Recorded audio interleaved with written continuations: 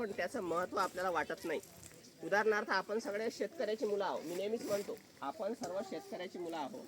त्याच्यामुळं शेतामध्ये शेतकरी कोण्या पद्धतीनं मेहनत करून आपल्यासाठी धान्य पिकवतो आणि पिकं म्हणजे काय, पिकासाठी कोणत्या पद्धतीची सिंचन पद्धती वापरावी लागते, जमीन कशी असावी लागते, जागा कशी असावी लागते, कोणत्या ऋतूत कोणतं पीक घ्यावं लागते, या अनुषंगानं सर्वच प्रकारची माहिती जी विशेषतः सर्वच विषयांमध्ये येते.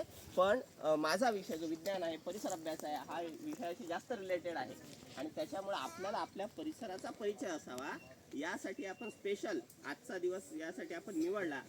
सर्व विद्यार्थ्यांना इथं बोलावलं. बघा आपण या बगीच्यामध्ये बसून आहोत. हा बगीचा आदरणीय नरेंद्र भाऊ ठाकरे बरोबर आहे ना यांचा आहे आणि त्यांचे चिरंजीव आदरणीय ओम भाऊ ठाकरे यांना मी थोडीशी माहिती विचारली. आता पुन्हा विचारतो.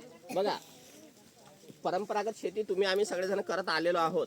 आपल्या बाबाजवळ काय असते, वावरात काय आहे रे, सोयाबीन, वावरात काय आहे रे, तूर, याच्या पलीकडे आपल्याजवळ काहीच नसते आणि सोयाबीन काही पिकत नाही आणि उत्पन्न व्यवस्थित होत नाही आणि म्हणून आपल्यावर कर्जाचा डोंगर वाढत चाललाय.